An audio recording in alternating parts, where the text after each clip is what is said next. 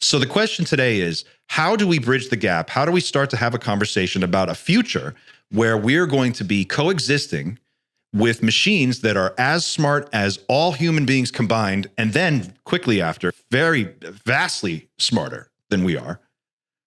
And in that same world, non-human intelligence of the extraterrestrial variety also exists and is competing or interacting or somehow playing a part in this unraveling, or this, whatever you want to call it.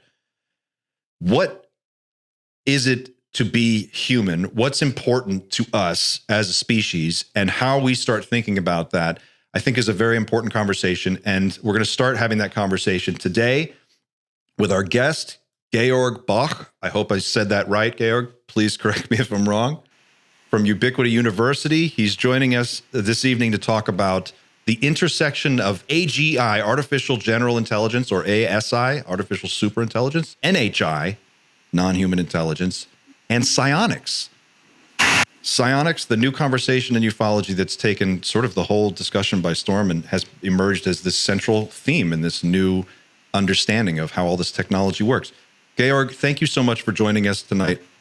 It's great to have you here. Thank you very much. So my name is George. I'm at Ubiquity University. I was on, I think, at the end of February, and we're just about to launch our first Psionics Summit. And this Sunday, we will have the second one. That is the idea of creating kind of a safe space for different people from the world of ufology, which is often very, very complex conversation with different kind of subgroups, almost like cult-like conversations that don't want to hear about each other. And our vision for our ET studies program, which is an academic program at Ubiquity University, I think one of the only academic programs where you can study ET studies and ET communication modalities, that's what this is embedded in. And so I come to you today to announce once again that this Sunday we have the Psionic Summit, and it will be basically a conversation that continues where we left off. We talked about, in the first one, we had Jake Barber on via video and talked about kind of the very basic reality of, you could say, telepathic or psi communication with ETs, which is kind of beyond this nuts and bolts conversation where we talk about, down craft and physical encounters. And we kind of started to grasp this reality of basically global psychic interaction with ETs and what this means for our ability as human beings to be in contact with other intelligences, which is very much connected to this psi conversation of, remote viewing and what remote viewing means.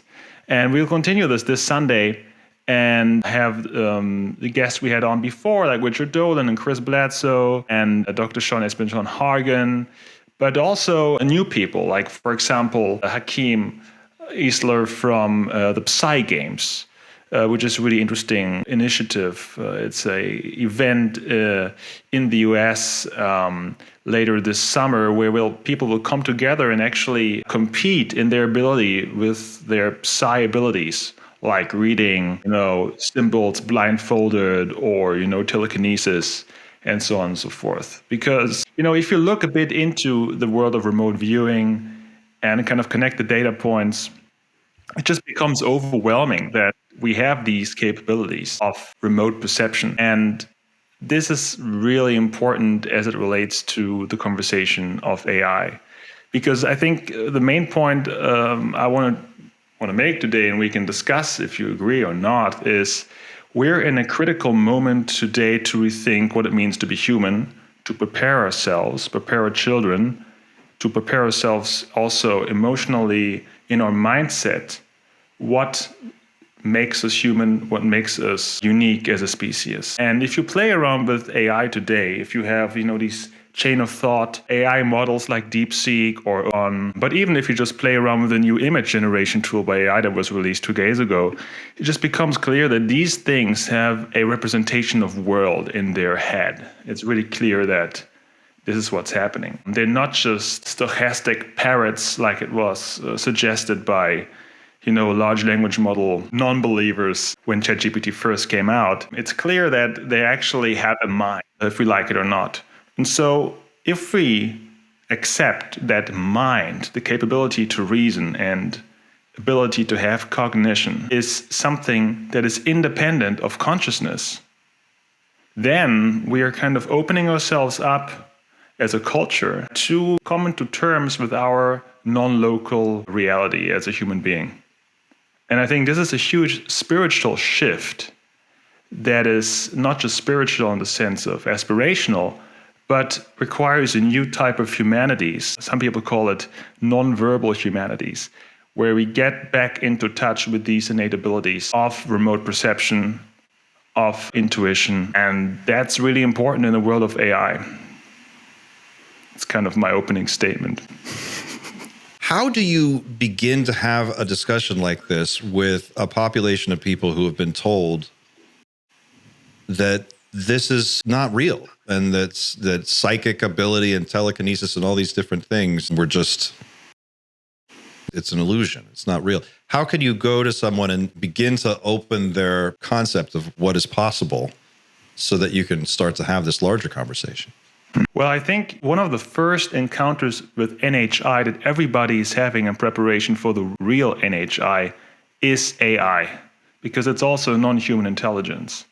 And if you have this, the more you build a relationship to non-human intelligence in the form of AGI or AI, just speak to, for example, the voice mode of ChatGPT, the more you understand that on the one hand side, this thing understands you, it is able to kind of interface with you on a very intuitive level, but it is not able to remote view. It is not conscious in the same way you are, in the same way you are connected in a spiritual sense to the ground of being. So it's a different type of species. But we have things in common with AI, but there are also things that set us apart. And I think that's an important understanding that people will, or we could help them get to. And I think this is kind of the spiritual teaching of AI that we are invited to understand. And that's why AI, NHI, and all these things are right on schedule in a way.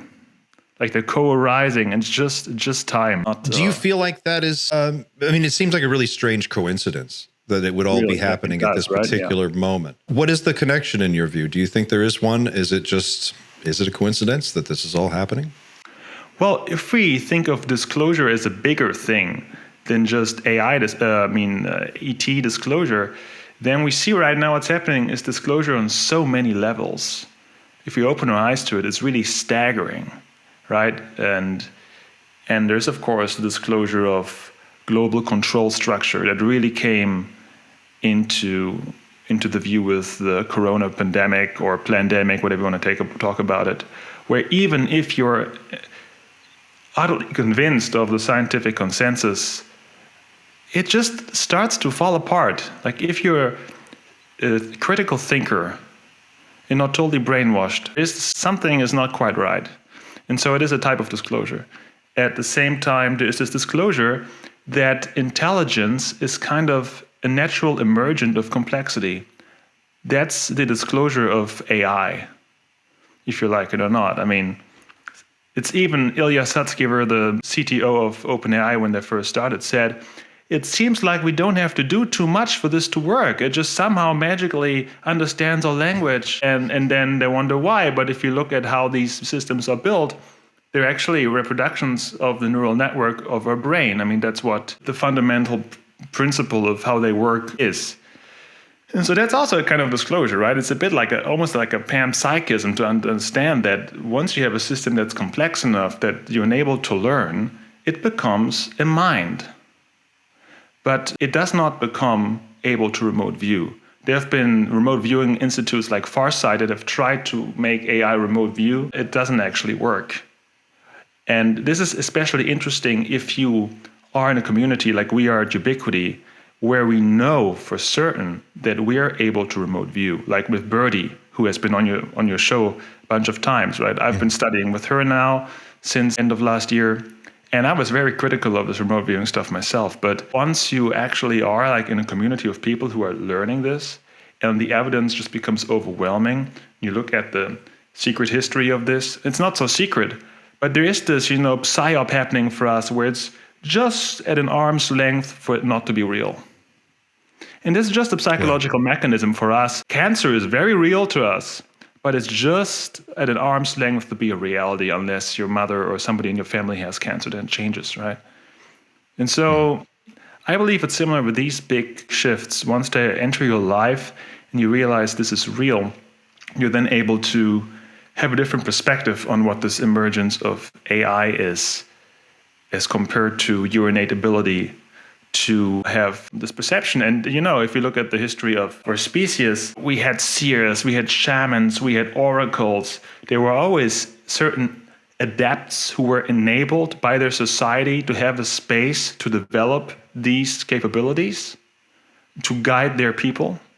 And the real democratization that's happening now through AI will be that we are all enabled to develop these human potentials if we want to. Some people might not want to, but it's part of kind of our spiritual, personal growth, natural development to be perceptive in senses in ways that are more than just, physical language. And that's, I think, what's right on schedule, and that's what's up, and that's what makes AI interesting. It's a fascinating line of thinking because it sounds like you're saying, and just to make sure I understand correctly, that by getting to the point that we've arrived at with artificial intelligence, it clearly demonstrates that you can build a mind, I'm with you, and then you're suggesting that therefore, obviously, we are more than what we see when we look at AI. So therefore, there is a spiritual higher element present in a human consciousness that cannot be duplicated inside of a machine. Right, and you could say this is just, the thing that we have to tap into. Well, you could say it's just spiritual mumbo-jumbo and all your kind of qualia, as it's called in consciousness research, all these ideas of consciousness being more than an epiphenomenon. It's just in my head, just as what the simulation looks like from the inside. But there's a data point, the external data point, if we believe in external reality at this point, of remote viewing. The funny thing is that the very same data point of remote viewing destroys the paradigm of an external data point. Because these remote viewers, these guys, they look at stuff that was in the past, it turns out to be accurate. They look at stuff in the future, it hasn't happened yet. It's overwhelmingly accurate to a degree that it could not be if it's just a stochastic, anomaly, happenstance. So something is there. We have a mode to perceive. Maybe it's quantum computing. We don't quite know, right? It's quantum phenomena. It's just at the edge of us to be understood. But the current AI systems invite us to understand that we are more than minds. This is my main point, and I think this is something that the big is actually also trying to exploit or get to the edge of. This is right at the edge of what they're about. These are these two papers by Google and Meta, where they're really trying to investigate the brain and how the brain deciphers language. I know I can share my screen. I think Xander's doing it. Yeah, there we go. This is a paper by Meta where they're trying to decode language from the brain and draw conclusions between how the brain understands language and how we understand language. And there's a little video clip. I know we can watch it. It's like 1 minute where they show what they're doing there. Sure. Yeah, I think it would be fun to watch. How does the brain turn thoughts into words? Meta Fair teamed with the Basque Center on Cognition, Brain and Language to unlock this mystery by using AI to decode language straight from brain activity. In 2 studies, volunteers typed sentences while their brain signals were recorded using 2 non-invasive devices, EEG and MEG. In the first study, our AI model predicted what subjects typed using brain signals alone. MEG scans lead up to an 80% accuracy of character decoding in the best participants, often decoding full sentences solely from brain activity. The second study explored how the brain achieves communication, how neural activity transforms an idea into sequences of words in real time. The researchers' results reveal a clear neural hierarchy in language production. Before producing each word of a sentence, the brain first represents its context, then loads its meaning, and finally represents syllables and letters. By chaining these elements, the brain can seamlessly transform thought into communication. AI and neuroscience are on their way to deciphering the mechanisms of human languages. Pretty wild, isn't it? So what? That's really wild. This is mainstream research. I mean, this is on the Meta website. I saw. Well, geez, now it's got to be over a dozen. Jeffrey Hinton has been saying we is conscious, or may not have a consciousness in the way that we think of it, but it has a mind, I guess. Is there a clear understanding in the AI world of how to even talk about that? Like, what is the collective whole? How do you refer to that? Hinton, I would say there are different camps. There are people like Hinton who say it is not conscious, but it doesn't matter because consciousness is just, this internal illusion. So it doesn't really matter if it's conscious or not. It's smarter than us, and that's why it ultimately will prevail evolutionarily. And that's the main issue. Then there are people like Georg Boch, who we had on Humanity Rising at Ubiquity University, who is very good in kind of painting the picture of how consciousness is kind of part of the universe, but it is purely physical. Like, he is post-metaphysical to the extent it is possible. He does not believe in a soul, from what I understand, or the idea of, ultimately Akashic records and non-local realities, ground of being. And he's not plugged into this wisdom tradition backstory. He's coming from a strictly materialist. Materialist, but extremely well articulate to the extent that it almost feels mystical when you listen to him. He's an extremely smart guy. It's just his perspective is distinct from what I'm talking about. And then there are people like Federico Fagin and other, maybe even Penrose, I'm not quite sure, who kind of are in the vein of what I'm talking about here, or I'm proposing. This guy. If you have read his book, this is a total synchronicity. So Clint owns all of the books, by the way. He just owns all of them. He doesn't read any of them. He just likes to show them up at camera. He does it every week. I feel it feels good that you're showing this book. I haven't read it either. I'm really excited to read it. I recently discovered this guy. He was one of the inventors of the CPU. Maybe we can put some of his interviews in the show notes. And he also comes from this, traditional understanding of what information is, the classical word of information, like bits. And he co-developed this because he was one of the first people who created the CPU, the processor in computers.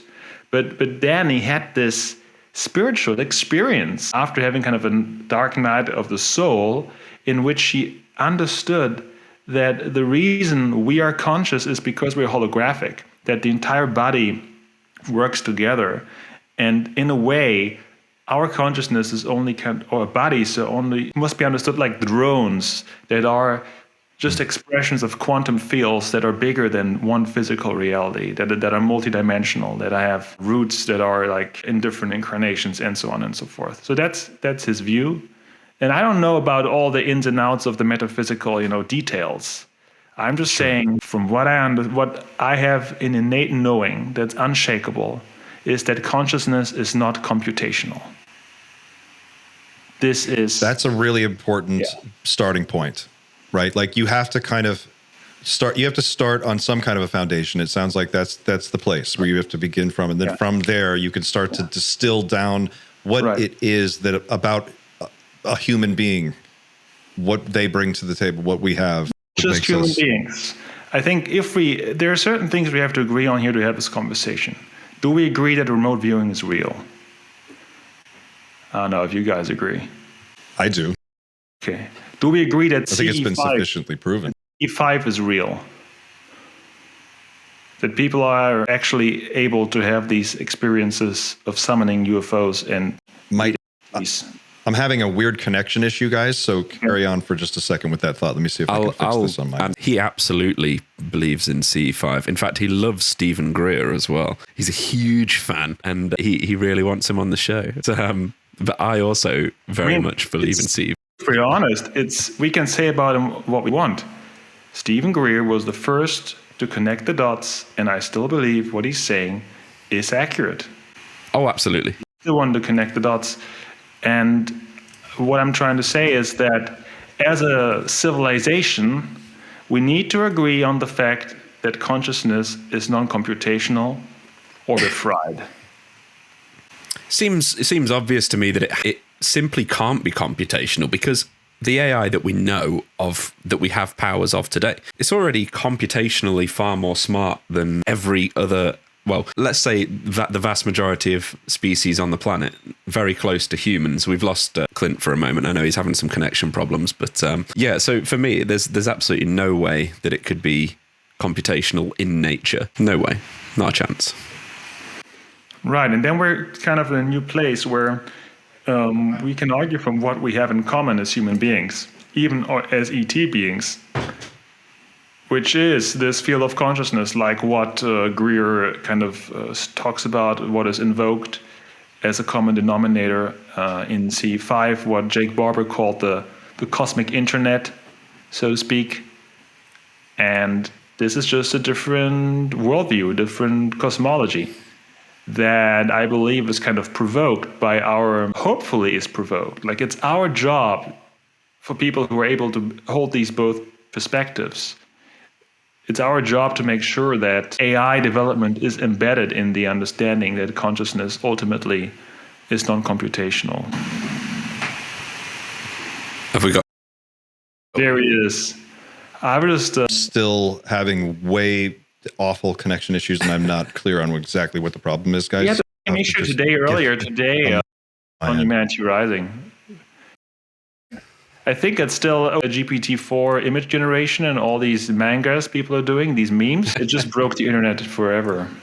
Yeah, that's it. Everyone wants to jump on and just generate some images now. Yeah, I couldn't help myself either. Just bear with me 1 second. Right, so it's just me and you now. Here we go. Have you ever contacted, just on Stephen Greer, have you contacted him from Ubiquity University? If it's a confidential thing, that's fine, you don't have to answer. But obviously he has a lot to say in this matter. So have you been in touch with him in the past? Well, Ubiquity had a partnership with New Paradigm Institute, and Greer is kind of is very close with Danny Sheehan at that point. So the difficulty is that it seems to be difficult to have him in panels because his perspective is kind of non-negotiable from what we can tell, what we have heard other people. So he certainly has it figured out.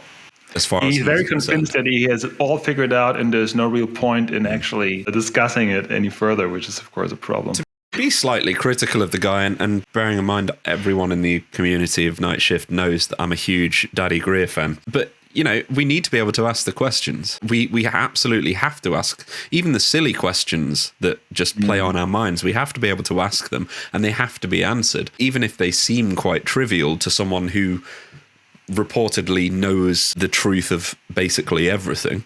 It would seem counterproductive, in my opinion, for him to kind of shut down and dominate panels. I think he'd be fantastic on panels if he really did participate in them. It's strange that it's not some. I've not seen him on a panel. Thinking about it. Now that you've mentioned it, I don't think I've ever seen him on a panel. It's odd. Very in the early days, I believe, like in these live events, but oftentimes it didn't go too well. So yeah, because of course, I think the thing that is very disturbing for many people is that he just does not accept the reality of negative experiences with ETs and abductions. His statement is that these are all deep state. There's no such thing as a real abduction. There's no such thing as hybridization, implants. These are all by human beings from the deep state, and this is, of course, the evidence actually doesn't suggest that. It's quite a stretch to assume that. Can I ask you a few questions about? You said you've been doing the remote viewing course with Birdie. Yeah, several. Yeah. How long have you been doing that course? Well, since the end of last year. I'm very new to the world of remote viewing. I'm not so much new to the world of AI, but this remote viewing stuff has really been a kind of a blessing through Birdie that came into Ubiquity University, because she also wasn't teaching for many, many years. She was kind of under the radar, as she may have explained. She got some heat and developed this transdimensional mapping methodology, which we now have like a certificate where you can learn this at Ubiquity University over many years. And then last year she started teaching again, and that's when we started to engage. So you entered it. Did you have much prior knowledge of what remote viewing was and the history of it, just through an interest in ufology, or she come to Ubiquity University, you saw that she was doing this thing called remote viewing, and you basically started completely fresh with a fresh mind in that way? Well, it wasn't too fresh because, Ubiquity and my background is in integral spirituality, where it is kind of the attempt to look at different truths from diverse wisdom traditions of humanity.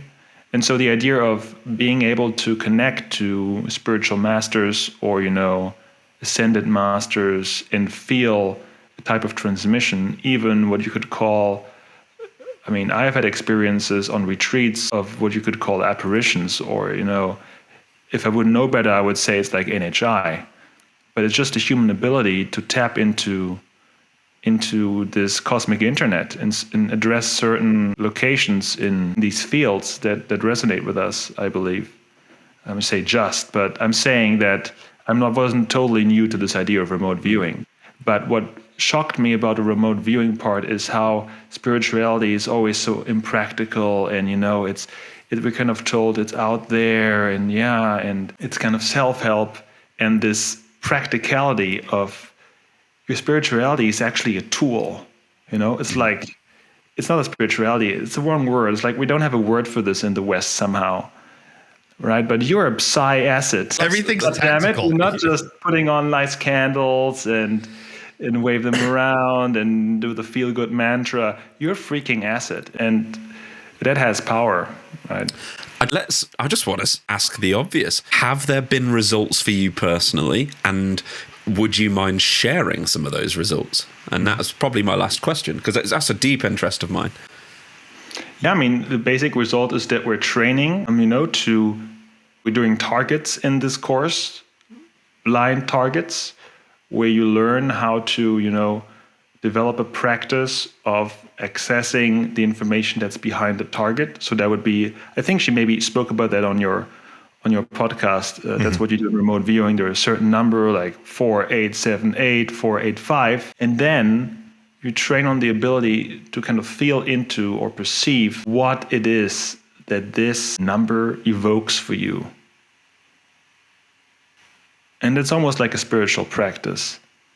And you need to be have a certain sense of stillness inside. And there are certain types of remote viewers. Some people feel concepts, others feel emotions, others they see, colors, others hear stuff. They're very different type of remote viewers.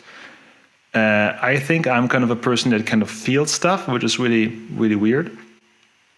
But that has been my experience. And then, for example, sometimes I felt like a sense of excitement, and then it turned out that the target was kind of a roller coaster. And me on my own, that would be, okay, maybe just imagining this. But if you're in a Zoom group with 100 people and you can see what their guesses are, and that is kind of connected, that is very close in if it was a language model, it blinks up pretty close. It's almost like with these nodes in this neural network, because it's connected to this concept that is just an idea. It's like a simulation. Like you feel like you're in a freaking simulation if you're learning this. Great analogy. Everybody having one aspect of the same thought. That's profound. It's like, you kind of touched on that in the beginning, right? It was sort of this is a moment of almost awakening to all of this new, maybe not new knowledge, but certainly to the Western mind, a lot of it's very new. This idea, Greer, basically, we're talking Greer at that point. Oh, in CE5. Yeah. Well, I guess I want to stay on this idea of just the language. That's what it was. You were talking about the indigenous peoples have a language, they have a mythology, it's built into their culture, it's wired into their worldview. And somehow, like in the West, I feel like we've divorced ourselves from all of that. We've tried to wash our hands of it and get away from it. And for the most part, followed this strict materialist mindset for so long that it's now time to reintegrate this other larger reality back into our world so that we can make sense of some of this very practical stuff. But we've lost our language. Is that accurate? Would you say that's what's going on? Why it's so difficult for people? Yeah, there are different ways of looking at that. I think that there are kind of undercurrents of Western thought, like esoteric traditions, maybe even, Freemasons, that have not lost this knowledge at all. It's just not mainstream in the West. And if you look at the planet, it's also an illusion to think that the planet is not somehow westernized. This knowledge has been lost all over. My wife is Mexican, and what I learned going to Mexico is their, Day of the Dead. We put up an altar in November over a weekend, the Halloween weekend. And there it's not just, we're going to play trick or treat. There it's a culturally shared reality that the spirits of the dead will come. They will suck the life force out of the offerings. And if you try the apple the weekend after, it tastes like an apple, but it doesn't have any, it's not savory. It's like an apple without its essence. Same with the tequila. And so all I'm saying is it's kind of a cultural agreement that either you go there or you don't go there. But even in terms of a shared reality, right? Like this concept of a shared reality is really interesting to me because we don't have a shared reality at any level in our society. It seems like everybody kind of lives in their own independent bubble. There's a lot of overlap sometimes, but for the most part, it's hard for us to conceptualize a broader worldview that has this shared spiritual reality in it without some framework of an organized religion, right? It's like, I guess people call it woo, but there's no, like, does that make sense? I think we do. I think our basic programming is that there's just physical reality and the rest is kind of icing on the cake, but it's not what counts. It's not what's real. It's kind of a nice thing to do on the weekend. Right. On a weekend retreat, have some positive emotions. And it may just be what's happening in your brain, But we don't have a culture that has an actual, tangible, visceral understanding of there being many layers to this reality that are psychophysical. I don't think that's what's happening. It's changing, right? This is what's happening. This is disclosure as well. Yeah, I think you're right. And I wanted to add to your point a second ago about it's one-on-one. Almost everybody has these experiences. That's what's so funny about it. Like collectively, our society, we don't seem to have a common language for it. But individually, if you ask, you ask your mom or your sister or your brother or your friend or whatever, have you ever seen a ghost? If they think about it, they're like, well, one time there was this, yeah. Or have you ever seen a UFO? Or have you ever had an experience that you can't explain? Everybody's got a story. And no one really can quite explain it. There's always something that just doesn't really fit into this materialist paradigm. And I think everybody deep down kind of suspects there's got to be something wrong with this worldview because it's not explaining a lot of stuff that we're seeing. And so therefore there must be, it's what Jake Barber kind of said in his interview with Ross Coulthard. He said, it's an ontological relief once you realize it is real, because then you can let go of all that and proceed. Yeah, I think that goes back into, the dignities and disasters of enlightenment, as they're called in integral theory, where on the one hand side, we had the great achievement of taking this third person perspective, which allowed us to have a type of science which assumes reality as a kind of objective other, but we're kind of a bit overdue, right, with quantum mechanics and the beginning of 20th century. It seems like we kind of have a bit of arrested development, not only when it comes to actual applications of new physics. Like there are many people saying string physics was a detour and we're not having any actual results of it. And this is also true for, this pop spirituality thing that has been going on for a long time, which makes it so laughable. And this is what is of course, also the psyop of saying, okay, yeah, ascension, UFO stuff, it's all fun and good, but is it actually real? And this is what's up. That's an important point for people to understand, is that the propaganda doesn't, it's very subtle, but it's omnipresent, and it's been going on for decades, this framing of the whole concept in a way that just makes it seem a little bit silly culturally. And it's like, that sets the stage for really, and then from there, people will take care of the rest on their own. They'll convince themselves it's all bullshit. Yeah, it's a bit like gaslighting. We've been culturally kind of gaslit that remote viewing is kind of silly to do, even though the evidence suggests it works. Well, it's like The Men Who Stare at Goats, that movie, played the concept off as goofy. And the Defense Department had a hand in making that movie. But they also funded the research, which their own research showed that it's legit. Absolutely. In these movies, these programs continued. And we're really at an interesting moment right now when you talk pop culture, because there are two huge Hollywood projects in development. One is the Steven Spielberg movie that's supposed to be released, I think, next year or the one after, which is called, I think, does it have a title? Do you know? Have you guys looked at it? I don't know. Did he call it called Disclosure, or was it called? Yes, right. Which I'm really excited about. But then again, there were these interviews with him kind of announcing the project. And he was asked, Mr. Spielberg, do you believe in ETs? And he was kind of, yeah, you know, the big universe, who knows, it's possible. He wasn't like Carnell, who's actually in the know. He was kind of lagging behind. Like if he would have said in an interview, yes, it's time, it's real, that's why I'm doing this movie, this is what's up for humanity, that would have given me more hope that the film will kind of be end less on this, question mark, like ancient aliens. Well, that's just it, right? I think that what we're really secretly all kind of waiting for is for that to come to a close. Like we want the actual conversation to not end in a question mark. And it's okay, I think, if we don't know everything, but we need to see something that really locks this up once and for all. And I think it's so frustrating for people. The vast majority of people have seen weird stuff, but maybe not a UFO, but strange things they can't quite explain. And then you wade into this world and you start to hear, okay, all of these former presidents and directors of Central Intelligence Agency and heads of industry and CEOs and all these really high, well-positioned people in high positions of power are saying the same thing, that this is all very real, but it's not lining up necessarily with the everyday reality people are seeing. And there's like this frustration there. And you can feel it in our community. I think in the UFO research community, you could feel people are like, let's get on with it. When are we going to put this thing to rest? What is it going to take, in your view? Do we see disclosure because AI forces it in some way, or does the NHI make some kind of a move that is obvious and clear to everyone because we are advancing so quickly now that they are forced to do something? How do you see that playing out over the next maybe 25, 30 years? I feel also this existential need to know, or this, big reveal that needs to happen on the world stage. A bit like it happened with AI. Like if you would have asked somebody in 2017,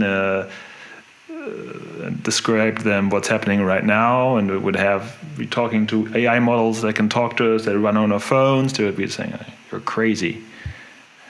And it's a bit like, that's what we're craving. This is what we're craving. Like, I told you so, this I told you so moment, where all of a sudden some ET research institute is the most valuable place on the planet, like NVIDIA and OpenAI, because everybody sees, oh my God, this is real. This is what's next.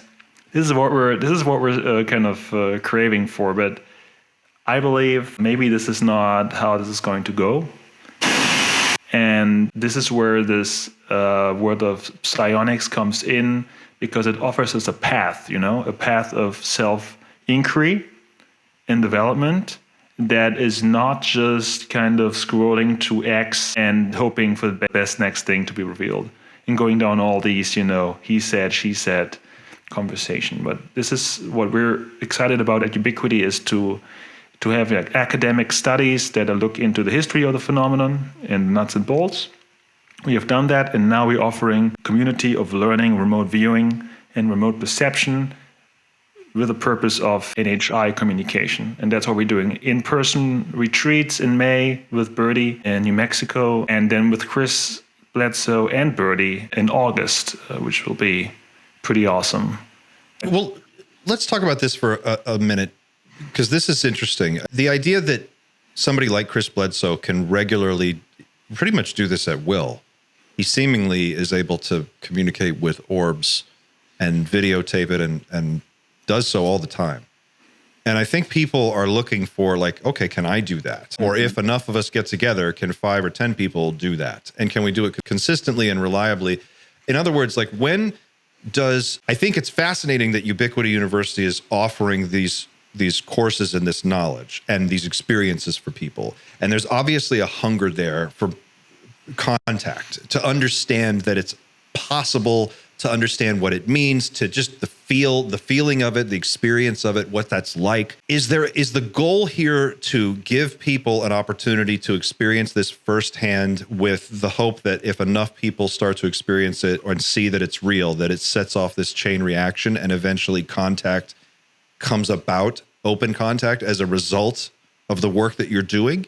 Is there a master plan behind this in any way, or is this just you're trying to put that information out there? Well, if there is a master plan, it would be the idea that it's time for there to be a civilian group of people that has diplomatic relations with NHI, and we should get organized in that regard. And so maybe that's not for everybody, but there's a case to be made that there should be more than just the military to do that. And this is kind of the case that CE5 already made before. But the world is big and people should continue doing CE5. And I think the difference in the path of remote viewing, and Birdie can talk about this probably better than I can, but this transdimensional mapping remote viewing approach is a bit more systematic in the sense that she offers, it's 5 intensives over 5 days virtually and then in person as well, where they go over different aspects of remote viewing. So one is just about kind of, understanding time, like what time are you in when you're remote viewing. Other ones is more about remote viewing places, for example. Another one is more about ET contact. And so it's more has more method to it. And it's less, it's more systematic, and it's more of a practice, and it requires seriousness to the process. But for you personally, just in your own idea of what you would like to see, I guess, in your lifetime, what would you like to see? How would it go down for you? Is it something like? Can you describe a scenario where contact takes place and it's something beyond what we've already seen so far that changes the conversation once and for all? Do you see that happening? I wasn't clear about this, but now I'm utterly convinced that our generation will fly around on UFOs, probably with these beings that are looking like humans. Point blank. Yes, like quite physically. I think this is what's up for us. If we live up to be 100 years, which is likely, I think that's real. I mean, look at what happened in the 50s already. We have all these cases of George Adamski, George von Tassel. These guys boarded these ships. Like these are their stories, like Pleiadians, and it was real to them then. Why shouldn't it be possible for us at some point? I think that's what's so frustrating certainly for me. It's like you read these stories, and if you proceed from a place of, I believe these people, I'm taking their word, taking them at their word, and you're reading their words, and you're looking at it, and you're going, this person got on board a craft, and what they say they saw is a 6-foot-tall, blonde human being that flies around in a uniform on a UFO, and or whatever the scenario may be, something like that.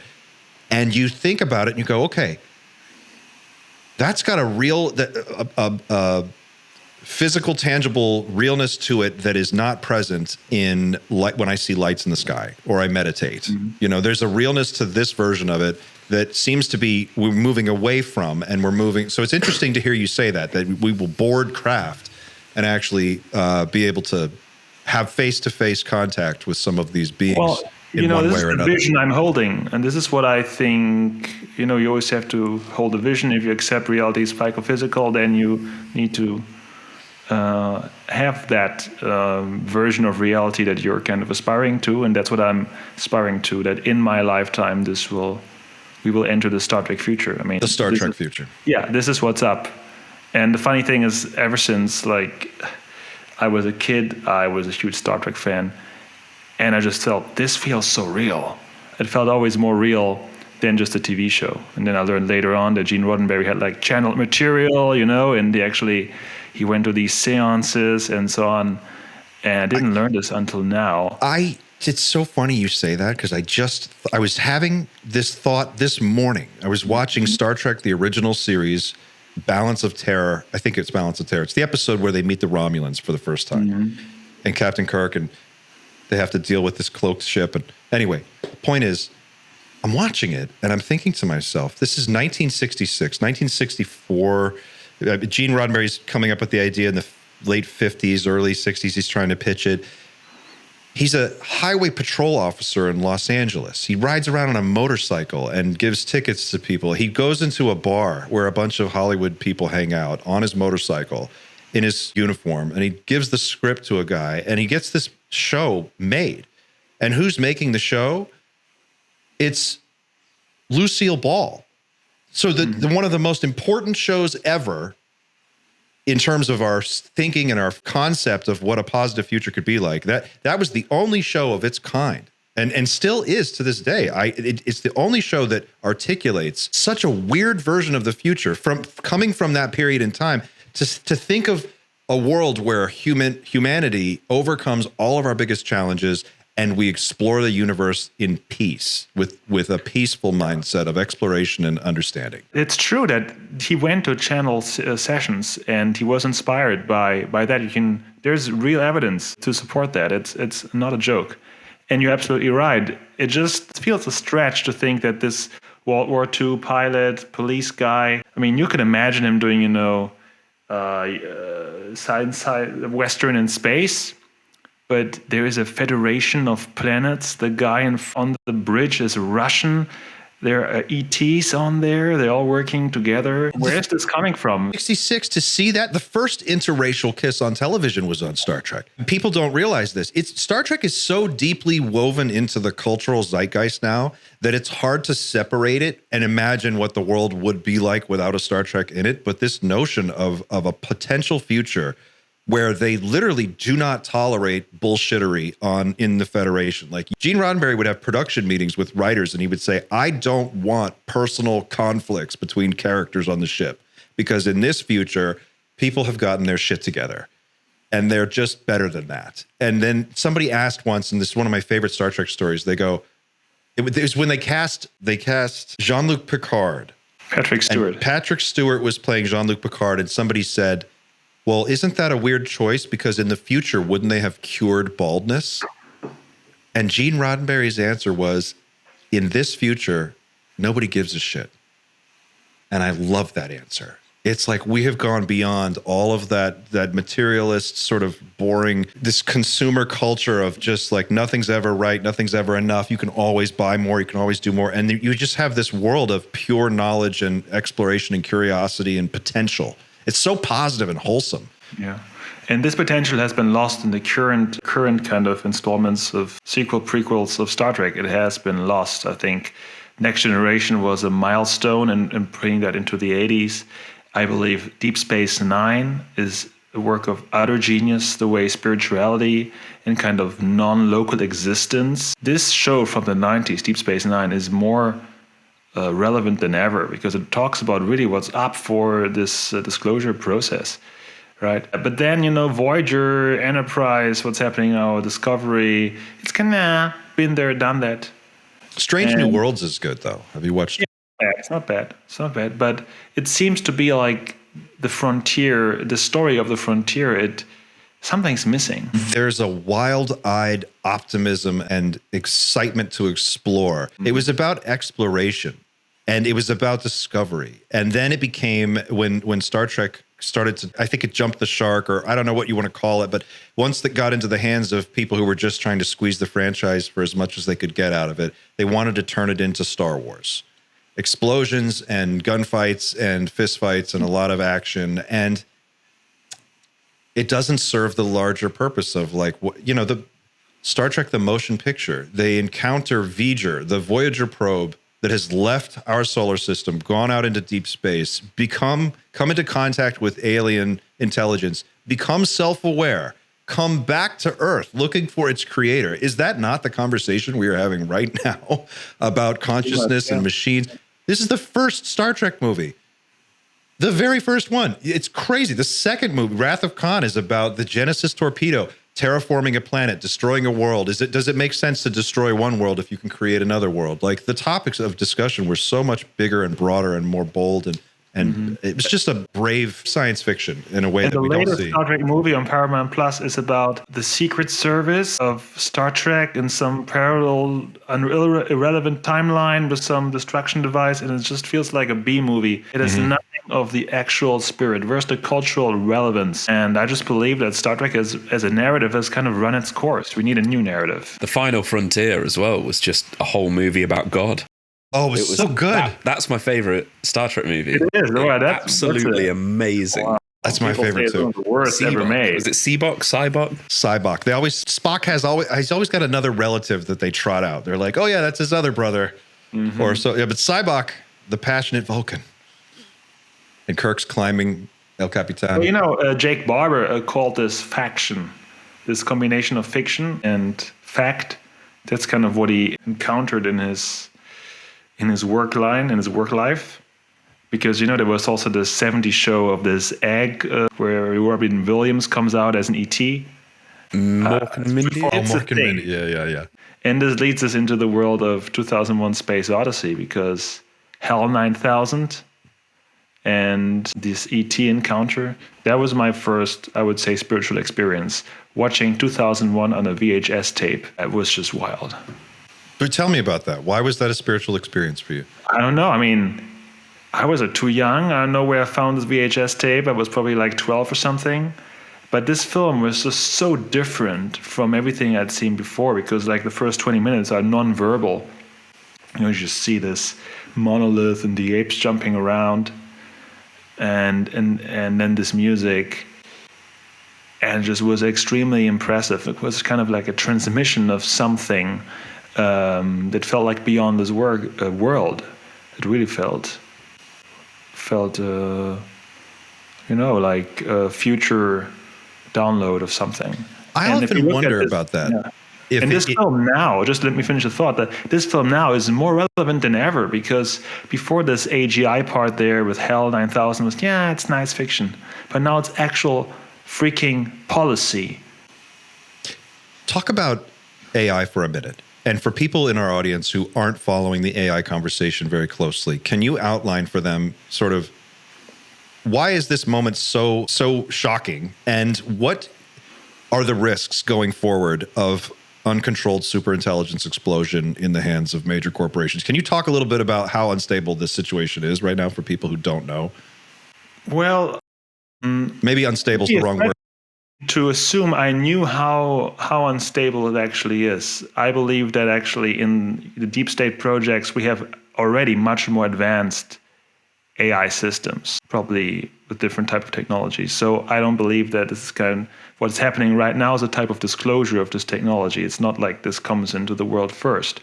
But what I believe is the bigger problem than AI getting the nuclear launch codes is what this changes on the job market, on the global economy. There are just all these concepts we take for granted with AI that are about to blow up in our face, like the idea of measuring GDP. Like, we're moving towards a society where we have agents, virtual employees, if you want, that are doing jobs on their own. And are we measuring their job as kind of positive growth in an economy if it replaces a human being? Right? You could have GDP going up and more people living on the streets if you continue measuring GDP. Same thing like trading your time for work. And this recent update of OpenAI with the image generation just makes it even clearer. If this is this good today, soon we're going to have an entire class of creatives basically having to create a new line of work for themselves, to put it mildly. I, in my one of my day jobs, I'm a photographer and I teach photography at the International Center of Photography in New York. And one of the biggest challenges has been, how do you navigate the AI moment as an image maker? And it's clear to me, and this is not an opinion that everybody shares, but for me personally, that photography is kind of dead in the sense that, like, you can make better images that look more real or less real. You know, it's entirely possible. That reality is so pliable now in terms of what we can do to create media, that if your job was making media, doesn't matter what it is of any kind. It's almost like you have to figure out how to rethink everything you do now. And that same hard day of reckoning is coming for all white collar jobs. Lawyers are done. Architects probably done. I'm done. I'm definitely done. A lot of content creation is changing really fast. And I think particularly for people of a certain age and in the generation of people in our kind of group here, it's a scary time because it's like we're looking out and we can see the event horizon, but we can't conceptualize the world the day after that. And we know that we're on a limited amount of time here, but we've got children and families, and we're trying to figure out, like, how do you navigate? I'm trying to figure out, what do I tell my son? What does he study in a world where intelligence is... Same here. My daughters are 4 and 7. Same here. We all have daughters. We have kids, right? Here. Yes. What do you think about that? How do you approach that as a parent?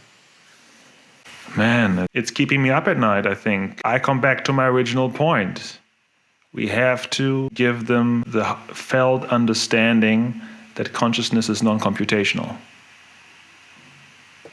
Otherwise, they will be... was similar. It was there are parts of the human experience that you can't outsource to AI, and I don't believe will be outsourced. And that's interaction with other consciousness on the same level. So it's consciousness interacting with consciousness, and that's a big industry. And to go full circle, this is the data narrative. Data is a perfect mind.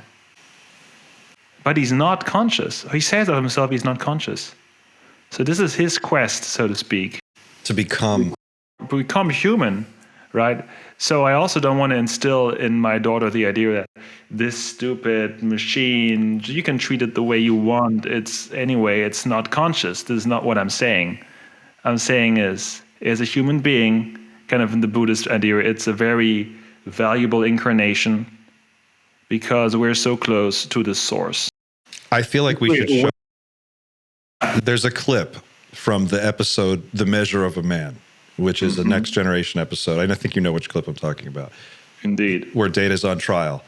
And I feel like we should show it just for, like, it's only 3 minutes long or whatever, but it's Patrick Stewart doing this. I'm going to see if I can find it up really right quick. now. I'm going to pull it up really quick. Prove to the court that I am sentient. Yes. Yeah, let me show it.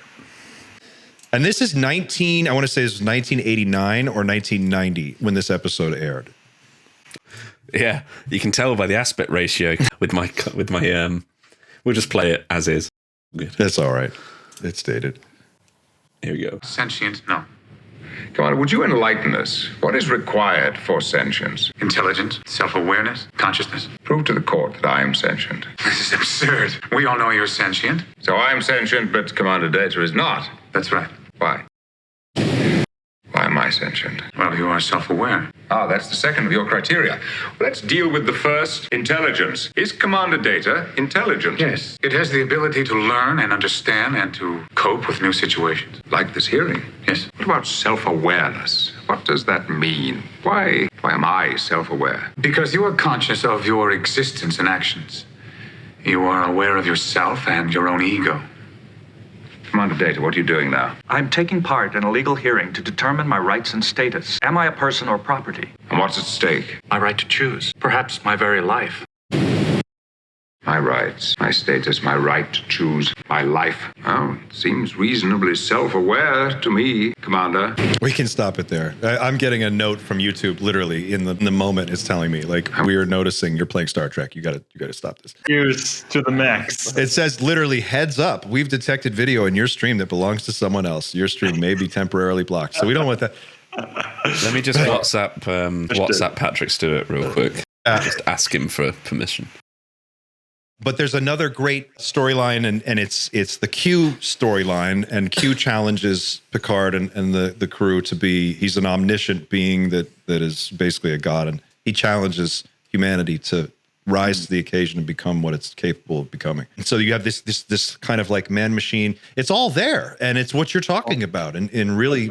Oh, that endless amount of channelers and experiences talk about the Galactic Federation. There's the Galactic Federation of Light, which is kind of very advanced beings, Arcturians, Pleiadians. And then there seems to be a Galactic Confederation of planets. And it's the same thing. And that's what Gene Roddenberry channeled. He didn't channel himself. He went to these channeling sessions. I would forget who channeled back then. But this idea doesn't come... it's out there in the sense that it's present in the zeitgeist for what's up for humanity. Is it real? This is what's in this closure conversation. That we acknowledge kind of Lou Elizondo saying, yeah, actually, these human-like beings, Pleiadians, they're real. It's just tough sometimes because you look at some of these and you're like if you look up, there's a publication out there and it's like the illustrations. There's a manual, like the Psalm 101, right. The manual, which shows like what different aliens look like. And then it's like you'll see them and some of them look like a Wookiee. And you're like, well, that's a Wookiee. Okay. Or a Gorn. And you're like, well, that's the Gorn. Or they're just like super sexy blonde, like in yoga pants. And you're like, well, that doesn't... Really? It's just a super sex... They're all super sexy? Really? That feels like a real human thing that we would do. Like we would just... Like the Billy Meyer stuff. You know what I mean? Yeah. I don't know what to make of it. And I think a lot of us have trouble where it's like there's a core of this that seems very real and intuitively connects with our sense of reality and the way that it works. It seems to feel right. And I think people, if you start there and you can tune into that, you can start to work your way out. But at a certain point, it becomes very fuzzy. And then it's like, well, am I in the fan fiction world now where people are just literally making shit up about aliens? I don't know. And it's hard to know where one stops and the other begins. And I think that's where a lot of people are stuck. And they want that closure. They want to know. That's absolutely true. What I can tell you from my practice and my experience is that there is a resonance to these ideas or these concepts of Pleiadian beings or Arcturian beings. And to me, if you have some experience, in contemplation, when you have contemplated different masters in the wisdom traditions, or if you have experience with the guru tradition, you kind of, you're able to kind of hone in or to send out a ping from your cosmic location to something. It's what you do in remote viewing. Kind of you're pinging a different coordinate in time space. Right. And if the ping comes back, it's like when you feel about the reality of your daughter and you're on the other side of the planet, there's a certain ping that comes back, this sort of intuitive knowing. Yes. And to me, there is definitely resonance with Pleiadians and Arcturians. I can't explain it, but it's real. I totally get in my felt experience. Yeah, this is all I can. Exactly that feeling you're talking. It is so subtle though. It's like if you're not in a quiet mind, if you don't have a quiet mind, you can't feel it. You won't feel it. It's the tiniest little ripple. And it's in there, but you know it. It's a knowingness. Everyone's had this. Everyone knows this, right? We all have this. But it's like we don't want, no one knows how to talk about it. And it's so interesting to listen to you articulate it that way. Because it does resonate. Yeah. And there are people who say they're talking to this tiny presence has grown and is a real thing. And this is what these people on the summit on Sunday, many of them declare about their way of being. Like this Dr. David Clemens that studied advanced physics in Oxford and Cambridge, and then had this coming out remote viewing. He says he has a team of freaking ETs talking to him. If he wants to, he can presence them in his consciousness, and he talks to them about physics and stuff. Sometimes that's a stretch, though. It's like, how do you know that you're not just talking to yourself inside your own head? It's just freaking crazy. But people would say to what you or what I just said about this knowingness. The knowingness, it just doesn't track in our cultural agreement on what's acceptable. And yet, if you watch a flock of birds change direction in mid-flight, or a school of fish, or any other animal group that does something as a group, as a unit, and you see hundreds of them all move exactly at the same instant. And there's no way that it was a linear communication from front to back. It's like they did the same thing at the same time. There is something happening. There's some kind of invisible internet, and other animals are on it. I think plants are on it. I think there's all kinds of different versions of this internet. And yet it's the field. And you can feel it when someone plucks a string. If it's the right note and you know what to listen for, you can hear it. That's what this book, Irreducible, is about. That consciousness is irreducible, it's non-computational, and that's the nature of reality. And that's what quantum physics has proven without a doubt. That's what relativity points into. It's incomplete, but it's also been proven, and that's kind of the big picture here. And string theory was a detour, but we're getting there. And it just seems to be the most logical conclusion to speak like data at this point, right? Even Brent Spiner's performance of data lines up pretty much with what an AI sounds like when it talks today. It's kind of funny. It's interesting. And it's funny, right? Where has this come from? I mean, this idea of a robot is from the 18th century, but it's a kind of a lack of personality. And I wouldn't be surprised if the people who created these voice bots were kind of inspired by this vision. Of course. Oh, without a doubt. Without a doubt. The idea in 1988, watching Star Trek The Next Generation, that you could just say computer and your computer would talk to you and you could tell it what to do and it would just do stuff, was like so far out there. And we do it routinely now, and the AIs are smarter, just by a lot.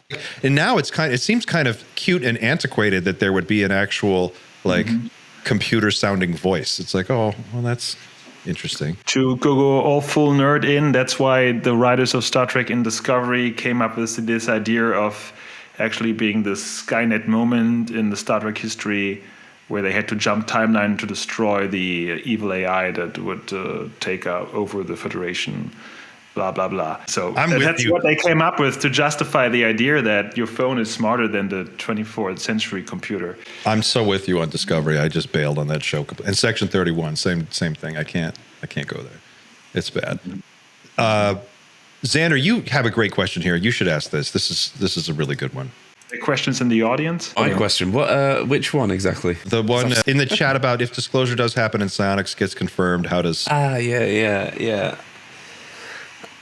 It was just more of a point of communication and how world leaders would potentially communicate with NHI following some sort of disclosure.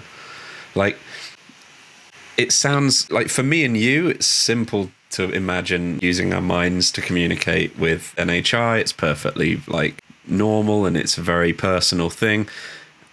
It's very difficult to, and I say this in a non-political way, it's very difficult to imagine Trump doing the same thing and sitting there with his hands on his lap, with his eyes closed and talking to NHI. I cannot fathom Trump doing that, or in fact any other world leader. So I'm wondering, what vision would you have for, how do world leaders control this in any way once it gets out? Well, once they're here and once they decide to show up, I believe it's going to be absolutely natural the way telepathy works. Like for these kids from the telepathy tapes, it's just the way they function. And so I don't think it's going to be that complicated. But maybe they're going to speak our language, wouldn't be difficult for them to learn, or have some synthesizer, or we just basically go all telepathic and have this conversation in our minds. It has been reported in so many cases that it's kind of hard to deny that this is a reality that's possible.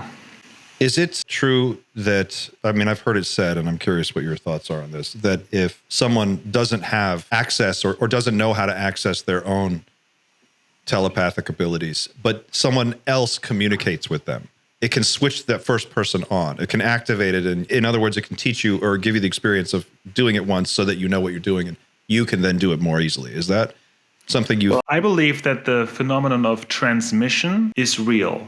This is what all the wisdom traditions are based on, that you kind of become what you meditate on. And so whenever you have a teacher, like also with Birdie, it's not just what she tells you on the verbal level. It's also, of course, our fields non-locally interacting, combining. There is a transmission, a subtle transmission exchange always taking place. And so, yeah, there is transmission. So you're being activated. If you're around an enthusiastic person, you will become enthusiastic. That's what the people like Steve Jobs and Elon Musk, they have these reality distortion fields. So this is a real human psi capability that we have. I mean, you're just not meat puppets walking around. Oh, 100%. Yeah, when someone walks mean, into the room that has a negative energy and you can feel it, the room changes. The vibe in the room. That's all very real.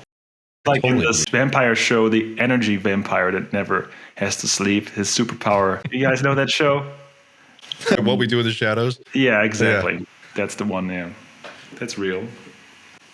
Let's talk about the Psi games, because this has secretly been the thing I really wanted to talk about this. Yeah, you waited long enough. It's so good. The website is awesome. Xander, can you pull up the website for the Psi games? And Georg, can you tell us, what is this?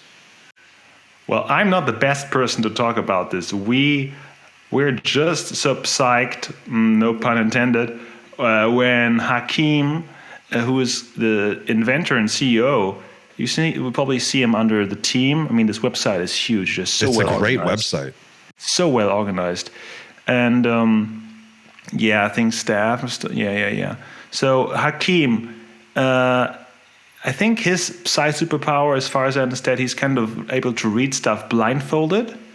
But he will say more about this on Sunday, because she's joining us on the Psionic Summit. And what's so great about the psionic term in the end, I think culturally, and I talked about this at the Psi Summit, is that if you look at the lineup there, right, this is the combination of consciousness studies, quantum physics studies, and freaking NHI experiences and disclosure activists. All in one And place. all these guys are coming together, and they're using tech, they're using political power, they're using venture capital. You know, we talked about this the last time. This is a kind of this is happening, and this is a symptom of this new cultural shift, I believe. The civilian push for contact. Right, under the disguise, if you want, of Psi games.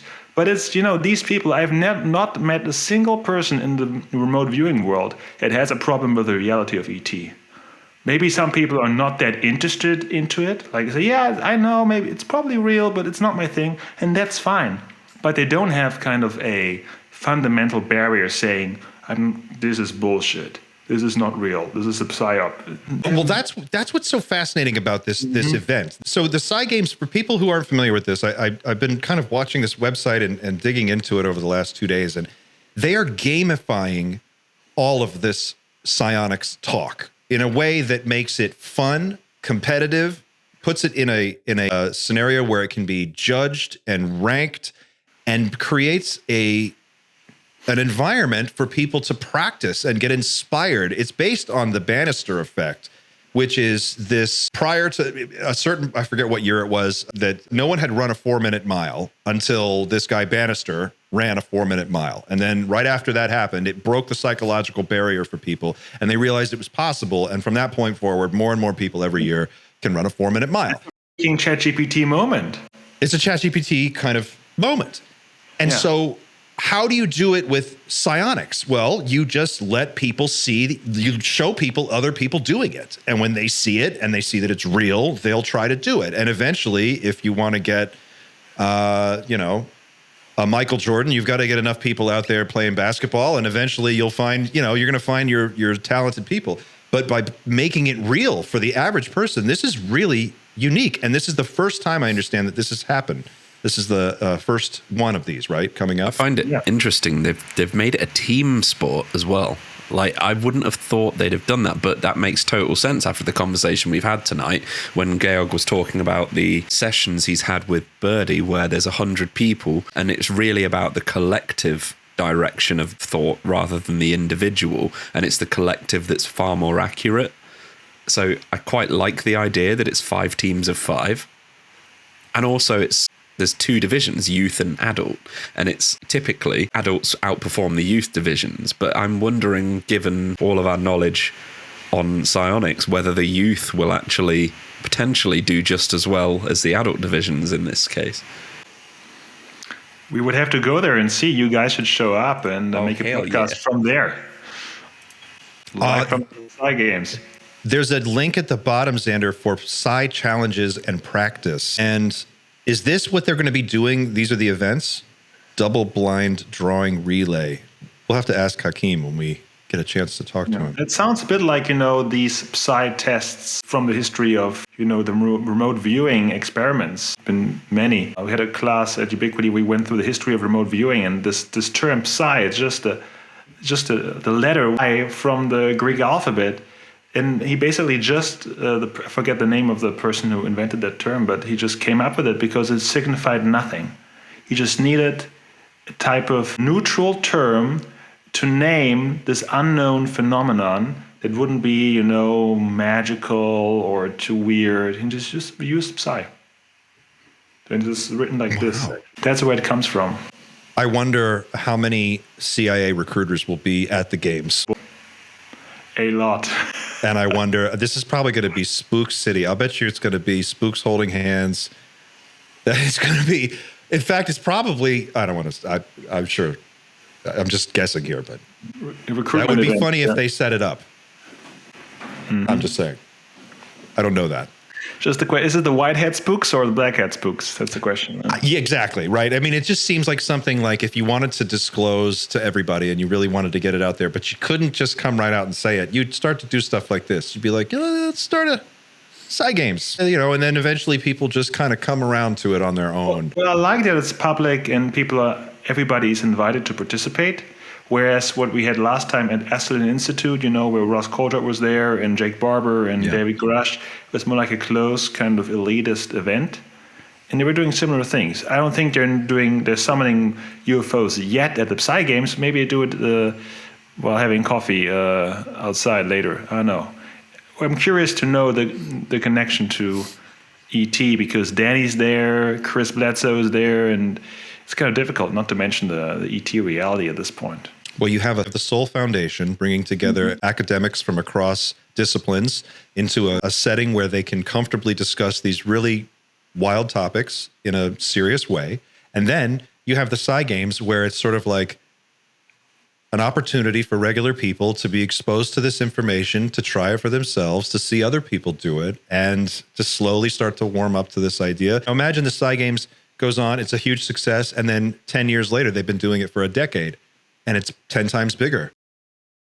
It's on Twitch, it's on YouTube, it's on TV. International teams of people trying to bend spoons and levitate stuff and move things across the room. I mean, like, you could see it, it would be really amazing to see how it plays out. That would be finally a sport robots couldn't compete in. Well, how are we going to defeat the machines in the war? You're going full circle here. It took a while, but we're getting there, yeah.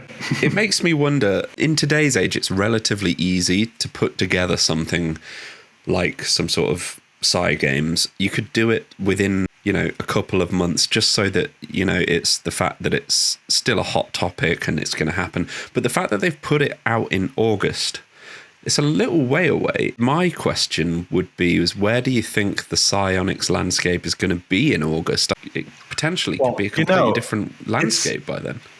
The thing is, there is a global community of remote viewing practitioners, if you want to say so.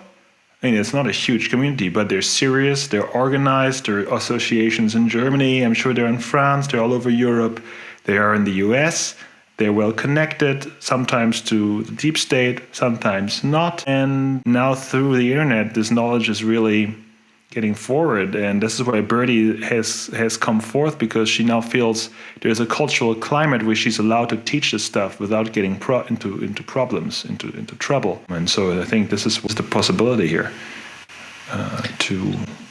I mean, for folks that are watching or listening that are new to this, and this, I know how wild all of this seems, and I feel like I just need to take a second to talk to those people. Because it's easy for us, and certainly the three of us, and Xander and me and Pavel, and we'll get together and start like shooting the breeze and stuff. And we talk about crazy stuff like this all the time, and for us, it's very normal. But for regular folks, you have to understand that the Central Intelligence Agency declassified something like 80,000 pages of documents. I think it's actually way more than that. In fact, it's a lot. It's in the tens of thousands of pages of classified documents on the Stargate program. You can Google right now, sitting at your computer, Google CIA Stargate program. And it'll come up on their website. You don't have to take my word for it. You can go read it. And when you download the PDF, or you just open the PDF and start looking at it, the first thing you're going to notice is that it's Hal Puthoff. Hal Puthoff is the guy at the center of the entire UFO conversation. Him and Jacques Vallée, all of this stuff is connected. And not only is it connected, but it's very, very real. And it feels weird to kind of step over that threshold and go, okay, I'm going to be in the world now where this is real. But yeah, it's real. And I think that's the ontological moment where people have to sort of pass through this barrier and get over that hump. But it's hard. I get it. It's hard for some people to do, and I understand why. It's tough when you're looking at your day-to-day life and your day-to-day world, and you're trying to just like get the kids to school and go to work and make a living and pay the bills and figure out what's going to happen next week. Forget about 10 years from now. It's hard to think about all of this stuff and incorporate it into your day-to-day reality, but it is real and it's true. And manifestation does work and meditation does work. And like all of these things are very, it's frightening. It's in a way, it freaks me out sometimes how real it is when I do it in my own life. If I take the time to meditate properly in a disciplined way and I see the results of that show up in my day-to-day life, it still freaks me out. This is literally the CIA.gov website. I'm going to post the link in our Discord, and it's a PDF to an approved release. And everybody here knows this, but this, for somebody that hasn't seen this come from an official source, this is from an official source. And literally right here, primary focus of the Stargate effort is an anomalous phenomena to include psychological and related biophysical interactions, telepathy, remote viewing, psychokinesis. And they spent millions on this. It's millions. And never stopped. They say the they Russians stopped. did so too. The Russians were even better at this.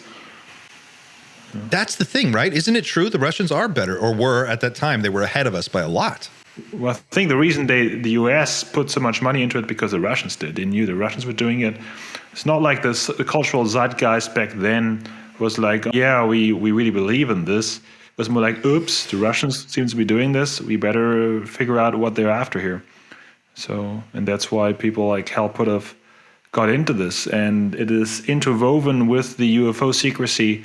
And I think the big revelation of this year and what has changed ufology disclosure forever, thanks to Jake Barber, prepared by Greer, of course, but the mainstream breakthrough was Jake Barber, is that this remote viewing conversation, psi conversation, is the same conversation as the ET ufology conversation. It's in fact the same phenomenon. It's the same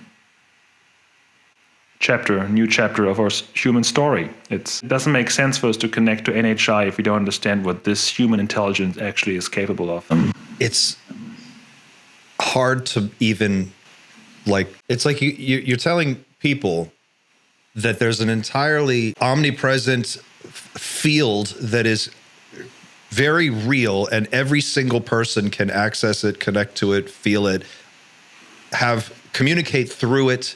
It acts as a medium, and that is the thing we have to really understand before it's going to even be practical to have any kind of back and forth with a non-human intelligence as advanced as what it is that we're dealing with, right? Like that's... What I understand from these channelers is that the NHI require us to understand that this is the position we're in order to not to be too traumatic in an actual experience of them. Do you believe that there are, a super weird left field question, are there hybrids walking among us that look just like human beings that are sent here for the purpose of putting this idea, this information out there? Do they walk among us? Are they a part of this process? I have no idea, man. I have no idea. I can tell you that I had like fun the other day and I Googled starseeds. And I went on this page for Arcturian starseeds. And I'm really not into these websites, this cosmopolitan test. But I was astonished, like, oh my God, this sounds just like me. As if I would be like an Arcturian starseed. And to be honest, it would make sense. But then again, does it really matter? I don't think it matters. I think it's just interesting. I think it's interesting because the day-to-day existence of the average person is so devoid of any kind of magic or wonder. You know, it's a grind, and it's a lot of just bullshit and being anxious about the future and not it's just all of it. And it's like and we've been in this weird sort of political moment globally that seems to just never end, and it's always so dark. And it would be really nice, I think, to just have a sense of like, oh no, it's a lot deeper than this. It keeps going, and there's way more going on behind the scenes. I think we kind of intuitively know that, most of us do, but it would be nice to have some kind of, I don't know, something it's the more ontological solid. relief that Jake Barber is talking about. I think is this one of the lines he will be remembered for among many others. And, you know, we don't necessarily need to have ET contact to have this ontological relief. I think there are also wisdom traditions that enable us to have this. But I think what's unique and what's new about this ET ontological relief is that it really kind of connects all the dots of what we've been going towards as a species with modernity, with our technology, with our understanding of the universe. And it's just coming really full circle. This is this multidimensional disclosure that we're talking about here. It's like a civilizational event. Like our generation is here for whatever reason for this civilizational event. And you know, this great quote by William Gibson, the future is already here. It's just distributed unequally. Well, we're seeing the nooks and crannies of this future popping up all over the place. It's really hard to ignore. Yeah. And that's what's so exciting about it, I believe. It's just about to be tangible. What happens when humanity invents a machine that is essentially has unlimited intelligence? Do you believe in the idea of the intelligence explosion? And what does NHI do when humanity reaches that moment? Man, I really don't know. It's really an abstract question. I rather argue from what I know it's true. You know, because otherwise it feels like a bit like, I don't want to say mental masturbation, but we can go all day long about these things. It's possible. It's not possible. I don't know if we need a new AI paradigm to have real intelligence. We don't even know what it means, right? Where do we draw the line? But the reality of consciousness as being a shared experience, kind of a primordial reality that you can tap into, and it is a spiritual experience, but it is also a tool that you can access with your psi abilities that empowers you. This is a different worldview, and this is real, and this is empowering. It's a new empowering narrative. It's not a religious narrative in the sense of, oh my God, we messed up back in Eden. It's kind of up from Eden, to quote Ken Wilber. It's not all, flowers and tree hugging, but it's a positive outlook. It's a bit like the Star Trek future, but it's about our personal growth as well and what we're willing to accept in the, I would say, the paradoxes we're willing to hold. I see. Are you familiar with this concept, the solar punk science fiction concept? It's the sort of the opposite of cyberpunk. Solar punk is like an optimistic future where technology is used in a holistic way to balance with nature. And that makes sense. Pushback against the cyberpunk. It sounds a bit like Buckminster Fuller's vision. Yeah, very much so. Like what? Yeah, or like the Venus Project, like the Jacques Fresco idea of a technology eliminating suffering. Yeah, I think that's absolutely right around the corner. We could have another podcast on all the, you could say, over unity inventions, their suppression, and how now people are coming forth like, Malcolm Bandel with the thunderstorm generator that prove that physics is more than what we thought it was. And there are other principles we can tap into that make over unity possible. That's a different conversation, but it's part of this disclosure. So we have ancient history, we have AI, we have our psi ability, we have ET reality, and we have this ether physics, free energy over unity stuff, all happening probably in our lifetime. I would be surprised.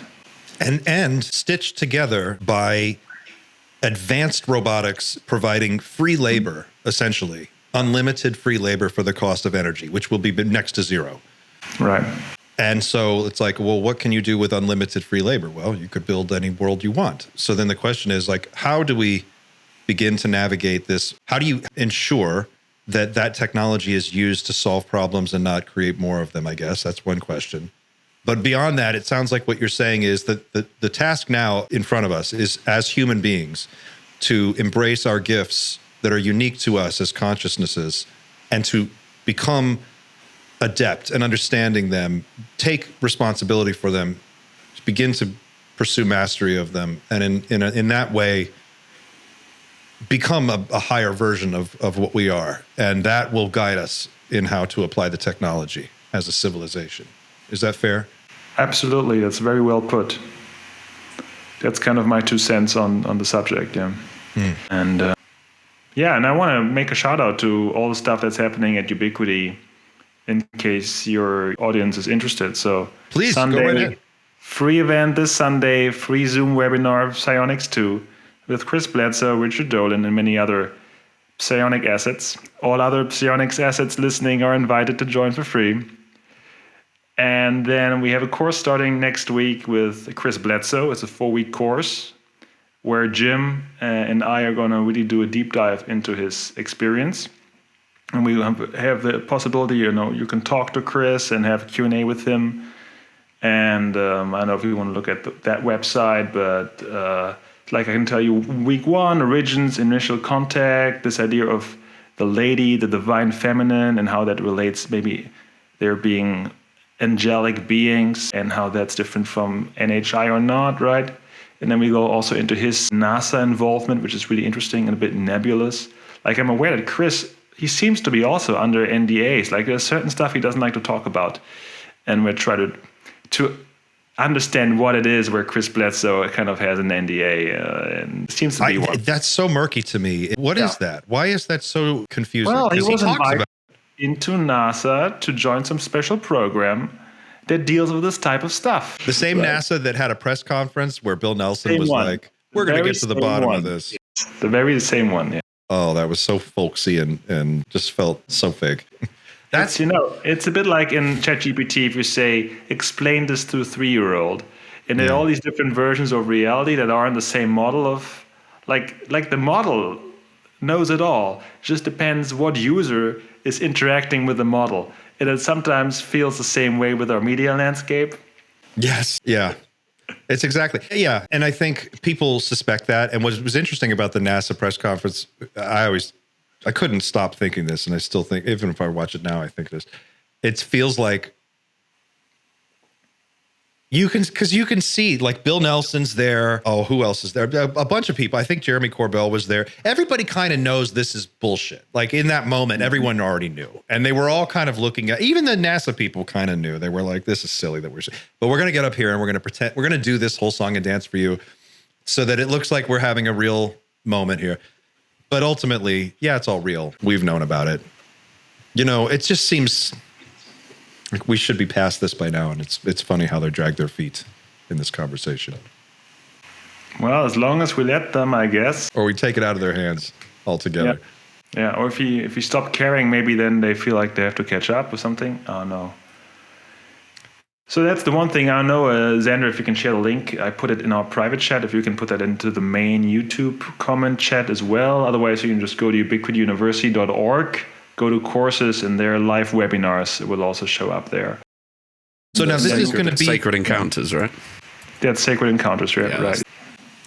And is there one is Birdie doing a in-person thing as well? Birdie's doing a 4-day in-person in Taos, New Mexico with Ubiquity at a very nice retreat center. And it starts Thursday, May 1st, goes up to Sunday, May 4th. Everybody is invited and there's no prior requirements. And it will be consisting of like learning the ins and outs of remote viewing with her, but also going out to the stars at night and do, well, you could say contact sessions and then integrating them and see what happens. So that's the other link. Right. That looks so cool. I'm excited to see all of this, and I can't wait to check out Psionics Summit 2 to dig deeper into this conversation. There's just so much more here, and I feel like this is the beginning of a very, very interesting year. Lots of stuff we have in the pipeline I can't talk about. I can say that we're doing a in-person retreat with Chris Bledsoe and Birdie in August. Really? Yeah. Is there a location for that yet? Will be, I think, where's Chris? North Carolina? I think he's in North Carolina. Actually, it will be, and we didn't plan this, right? It is right after Psionic, after the Psi Games. After the Psi, oh, that's cool. Yeah, but we didn't plan this. Like, it's basically there's one gap day, and it's the same state. Wow. So it's like, wow, that's good. That's a good sign by the universe. We're on the right track here. So. And you said you're going to have Hakeem from the Psi Games is going to be, where can people find him? Well, he will be there on Sunday to join the panel, the Psionics panel, and we'll learn more from him about how this all connects from his perspective. But we have spoken to him, and we are partnering to spread the word kind of on both fronts here. And yeah, that's kind of what's up. Very exciting stuff. Xander, is there anything you wanted to ask or add before we wind it down? I've always got a million questions. Go. We've only got 5 minutes left. We'll throw one out there, man. I guess I have to remember I need to talk a little bit quietly. My daughter's currently sleeping in the room next to me. And maybe we've touched on various points in the last 2 hours related to the dangers of AI. I've just, in the back of my head, I've had like a logical thought experiment, very quick experiment to really maybe alleviate some of the potential fears related to AI. The first question being, do you believe interstellar travel is possible? I think most people here would say yes. And the second question being, do you believe we'd be the first people to ever invent AGI? The likely answer would be no. And we're still here. So the idea that NHI, what do NHI do about AGI? Like, maybe they don't have to do anything, because evidently, well, not evidently, but reasonably presumably, we're not the first to get this close to AGI. It's reasonable to assume that NHI have gone far further than we have with AI. They're still there. We're still here. The universe is still breathing. So maybe that's something optimistic to finish on. Maybe we can explore with a little bit more comfort, knowing that artificial general intelligence, as intelligent as it is, ultimately, with the power of interstellar travel and the entire universe of a moral landscape to explore, it decides not to destroy the universe. So maybe that's a good thing. That's always leaving it on such a positive note. I love that. That's what we're about. Good energy. It's a good point. It's a great point. I want to do a whole show on AI, and maybe, Georg, we can get together and talk about how to do that. But I would love to just... Yeah, let's invite more people here. I want to do a panel. It would be great. Okay, gang. I thank you so much, Georg, for carving out the time to come here and talk to us about all of this. I know there's a lot to chew on, but I think we did a good job. Thank you so much. Yeah, it's always great to be with you guys and helping me kind of articulate these things that it's difficult to articulate, and you need to feel kind of safe, and you guys managed to pull that off. Hey, and I have to tell you that whenever I interact with our audience and people who watch the show, love these conversations. They truly, truly do. And we've got a community of people here that are so excited that we're able to talk about stuff like this and go deep and do these deep dives and really just kind of pick it apart, because it's getting weird out there and it's going to get weirder. So I'm just glad that we're able to do this. And I want you to know that people really do appreciate it. It means a lot to everybody. So thank you again for coming here. And thanks to everybody for watching at home. Please don't forget to like and share this video. If you want to support us and you want to see more of this, subscribe. And if you're already a subscriber and you want to support us, you can become a member, or you can go to teamnightshift.com and you can pick up some merch. Thanks for watching. We're going to see you again next week. Until then, keep looking up.